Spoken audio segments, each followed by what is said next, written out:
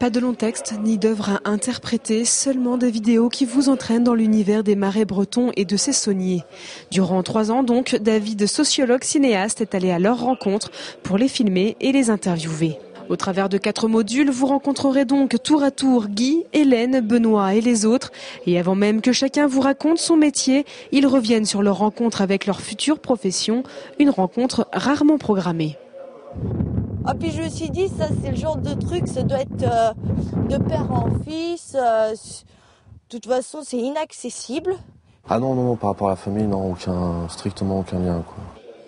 Au fil de l'exposition, on entre encore un peu plus dans l'intimité de ces 12 sauniers. Une intimité qui s'est dévoilée parce que le sociologue cinéaste a laissé le temps au temps.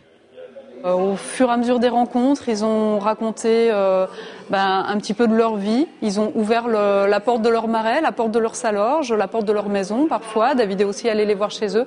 Et puis voilà, on est vraiment entré dans leur intimité. Ils nous ont raconté beaucoup de choses. À l'ombre des roseaux, vous découvrirez alors des mots, des phrases laissées par les sauniers. Dans ce module, on comprend tout le lien qui unit le saunier à sa terre. Je l'ai haï, j'ai pesté contre lui. Mais il m'a donné tellement de satisfaction. Les premiers grains de sel que l'on récolte, bon.